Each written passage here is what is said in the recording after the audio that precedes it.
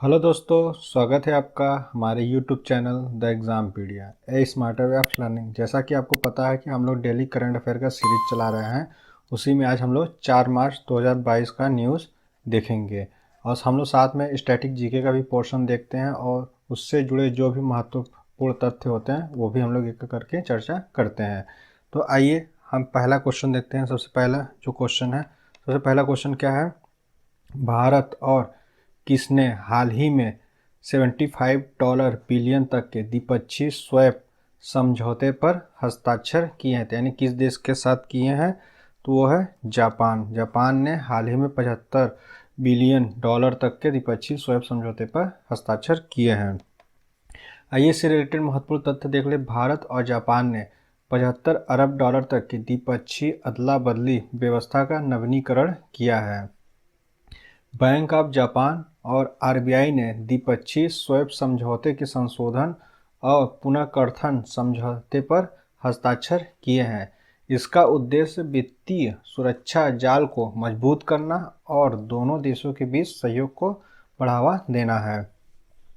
भारत और जापान के बारे में थोड़ा हम लोग देख लें। भारत जापान व्यापक आर्थिक भागीदारी समझौते पर 16 फरवरी 2011 को हस्ताक्षर किए थे। भारत और जापान ने अपने द्विपक्षीय संबंधों को विशेष रणनीतिक और वैश्विक साझेदारी में उन्नत किया है। भारत और जापान ने 28 अप्रैल 1952 को अपने राजनयिक संबंध स्थापित किए थे। तो अब चलते हैं अगले क्वेश्चन की तरफ। अगला क्वेश्चन देखते हैं। विश्व नागरिक सुरक्षा दिवस द्वारा स्थापित किया गया था, यानी किसके द्वारा स्थापित किया गया था? तो किसके द्वारा स्थापित किया गया है? अंतर्राष्ट्रीय नागरिक सुरक्षा संगठन द्वारा स्थापित किया गया था। हर साल 1 मार्च को दुनिया भर में विश्व नागरिक सुरक्षा दिवस मनाया जाता है। विश्व नागरिक सुरक्षा दिवस की स्थापना अंतर्राष्ट्रीय नागरिक सुरक्षा संगठन द्वारा की गई थी।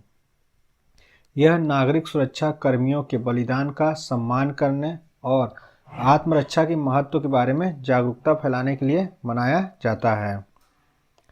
आगे हम देखते हैं अगला क्वेश्चन। उगलिल ओरुवन आप में से एक की आत्मकथा है। तो किसकी आत्मकथा है? एम.के. स्टालिन की आत्मकथा है। राहुल गांधी ने तमिलनाडु के मुख्यमंत्री एम.के. स्टालिन की आत्मकथा का अनावरण किया है।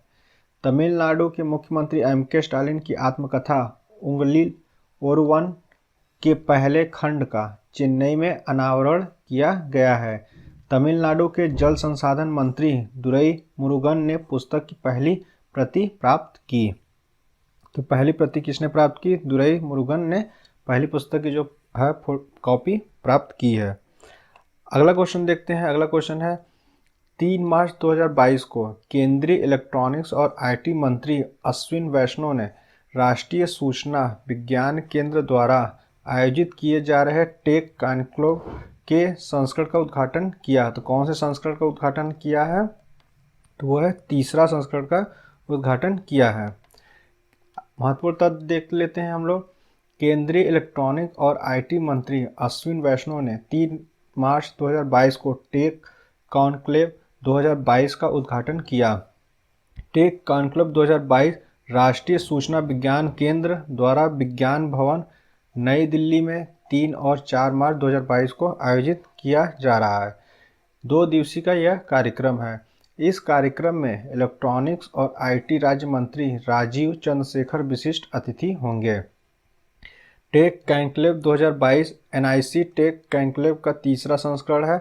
इसका विषय क्या है? डिजिटल सरकार के लिए अगली पीढ़ी की तकनीकें हैं। अगला हम देखते हैं क्या है टेक कॉन्क्लेव।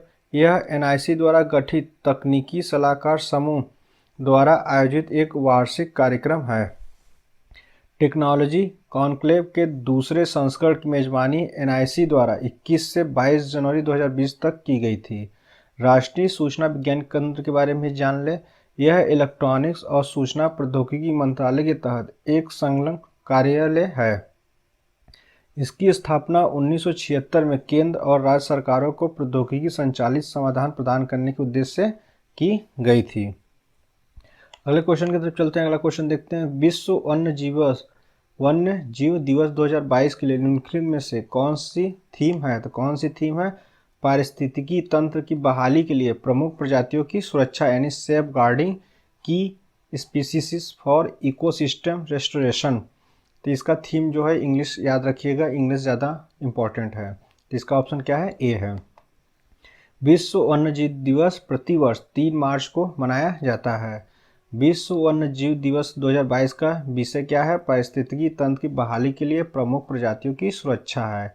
दिसंबर 2013 में संयुक्त राष्ट्र महासभा ने अपने 68वें सत्र में 3 मार्च को विश्व वन्यजीव दिवस के रूप में मनाने का निर्णय लिया था। अगला क्वेश्चन देखते हैं। सड़क पर जानवरों के उपचार के लिए भारत की पहली पूरी तरह से सुसज्जित मोबाइल एम्बुलेंस कहाँ शुरू की गई थी? तो कहाँ शुरू की गई है? तो चेन्नई में शुरू किया गया है। सड़क पर चलने वाले जानवरों के लिए भारत की पहली मोबाइल एम्बुलेंस चेन्नई में शुरू हुई है। ब्लू क्रॉस ऑफ इंडिया द्वारा सड़क पर जानवरों के इलाज के लिए भारत की पहली पूरी तरह से सुसज्जित मोबाइल एम्बुलेंस लॉन्च की गई है। इसे मद्रास हाई कोर्ट की जस्टिस डॉक्टर अनीता सुमन ने हरी झंडी दिखाकर रवाना किया। अगला क्वेश्चन देखते हैं। किस मंत्रालय ने कचरा मुक्त शहरों के लिए सामाजिक उद्यम अपशिष्ट प्रबंधन में महिला उद्यमियों को प्रोत्साहित करना विषय पर एक सम्मेलन का आयोजन किया है? तो कौन से मंत्रालय ने किया है? आवास और शहरी कार्य मंत्रालय ने किया है। आवास और शहरी मामलों के मंत्रालय ने कचरा मुक्त शहरों के लिए सामाजिक उद्यम अपशिष्ट प्रबंधन में महिला उद्यमियों को प्रोत्साहित करना विषय पर एक सम्मेलन का आयोजन किया है। 3 मार्च 2022 को स्वच्छ भारत मिशन शहरी 2.0 के तहत छत्तीसगढ़ सरकार के सहयोग से रायपुर में इस कॉन्क्लेव का आयोजन किया गया है। इसने राज्यों और शहरी स्थानीय निकायों को विभिन्न केंद्रीकृत और विकेंद्रीकृत अपशिष्ट प्रबंधन प्रथाओं को सीखने के लिए एक मंच प्रदान किया है। तो स्वच्छ भारत मिशन शहरी 2.0 को कचरा मुक्त शहर बनाने के लिए लॉन्च किया गया था। इसे वेस्ट फ्रॉम वेल्थ और सर्कुलर इकोनॉमिक के व्यापक सिद्धांतों के अंतर्गत संसाधनों के अधिकतम उपयोग करने के लिए कार्यान्वित किया जा रहा है। अगला क्वेश्चन देखते हैं। अरबपतियों की तीसरी सबसे बड़ी आबादी वाला देश कौन सा है? तो तीसरी सबसे बड़ी आबादी वाला देश कौन सा है? वह भारत यानी इंडिया। भारत में अरबपतियों की तीसरी सबसे बड़ी आबादी है। नाइट फ्रैंक के वेल्थ रिपोर्ट के नवीनतम संस्करण के अनुसार भारत में अल्ट्रा हाई नेट वर्थ व्यक्तियों की संख्या 11% की वृद्धि हुई है। वर्तमान में भारत में 145 अरबपति हैं। मुंबई में सबसे अधिक हैं। इसके बाद क्या है? हैदराबाद में है। वर्तमान में संयुक्त राज्य अमेरिका में सबसे अधिक हैं, जबकि चीन क्या है? दूसरे स्थान पर है। अगला क्वेश्चन देखते हैं। विश्व श्रवण दिवस 2022 का विषय क्या है? 2022 का विषय क्या है? जीवन भर सुनना, ध्यान से सुनना। To hear for life, listen with care. तो 2022 का श्रवण दिवस थीम है। विश्व स्वास्थ्य संगठन हर साल 3 मार्च को विश्व श्रवण दिवस मनाता है। यह सुनवाई हानि को रोकने के बारे में जागरूकता बढ़ाने और दुनिया भर में कान और सुनने की देखभाल को बढ़ावा देने के लिए मनाया जाता है। विश्व श्रवण दिवस 2022 का विषय क्या है? जीवन भर सुनना और ध्यान से सुनना है। अगला क्वेश्चन देखते हैं। वर्तमान कीमतों पर प्रति व्यक्ति शुद्ध राज्य घरेलू उत्पाद के मामले में कौन सा राज्य शीर्ष पर है? तो कौन सा राज्य शीर्ष है? तेलंगाना जो राज्य है शीर्ष पर है। तेलंगाना, महाराष्ट्र, कर्नाटक और तमिलनाडु को पछाड़कर भारत का सर्वश्रेष्ठ प्रदर्शन करने वाला राज्य बन गया है। 2014 में तेलंगाना राज्य ने स्टार्टअप स्टेट की भावना के साथ अपनी यात्रा शुरू की थी। इसका लक्ष्य लचीला विस्तार के लिए खुला और सुशासन का एक अनूठा मॉडल विकसित करने के लिए समर्पित था। टीआरएस सरकार ने सीएम के चंद्रशेखर राव के नेतृत्व में नीचे दी गई योजनाओं को भी लागू किया है।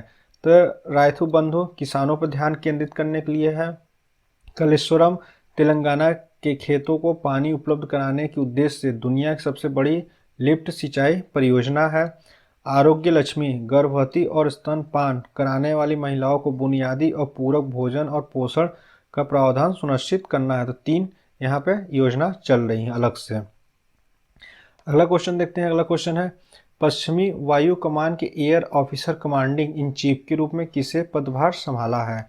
तो किसने पदभार संभाला? श्री कुमार प्रभाकरण ने पदभार अपना संभाला है। एयर मार्शल श्री कुमार प्रभाकरण ने पश्चिमी वायु कमान के air officer commanding in chief के रूप में पदभार ग्रहण किया है।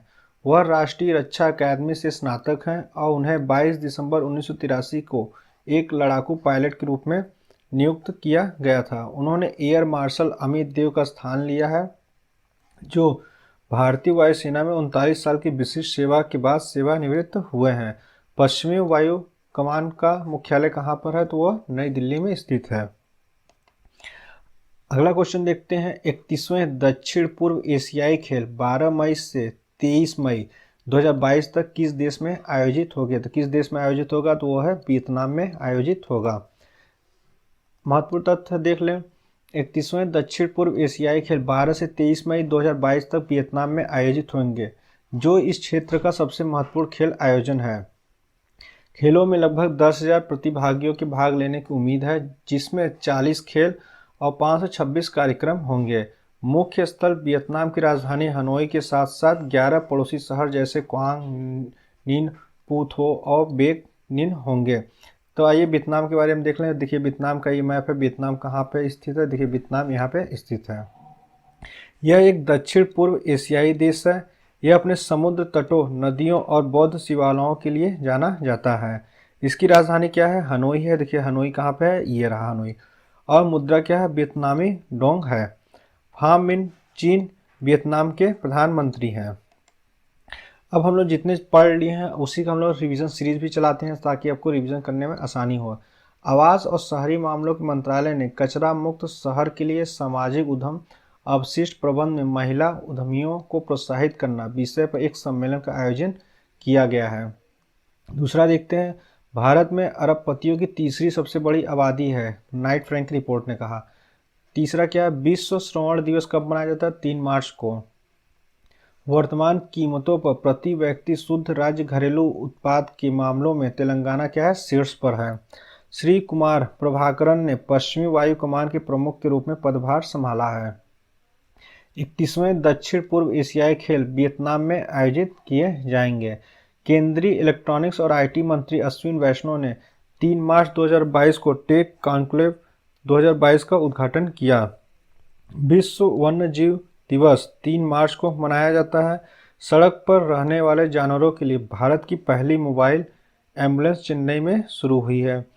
भारत और जापान ने 75 अरब डॉलर तक की द्विपक्षीय स्वैप व्यवस्था का नवीनीकरण किया है। विश्व नागरिक सुरक्षा दिवस कब मनाया जाता है? 1 मार्च को मनाया जाता है। राहुल गांधी ने तमिलनाडु के मुख्यमंत्री एम.के. स्टालिन की आत्मकथा का अनावरण किया है। तो ये जितने भी महत्वपूर्ण करंट अफेयर थे सारे हमने चर्चा कर दिए हैं। यदि आपको इस वीडियो का पीडीएफ चाहिए, तो आप हमारे टेलीग्राम चैनल पर जाके जुड़ सकते हैं, वहाँ पे आप डाउनलोड कर सकते हैं। टेलीग्राम का लिंक हमारे डिस्क्रिप्शन बॉक्स में दिया गया है, आप वहाँ से जाके डाउनलोड कर सकते हैं।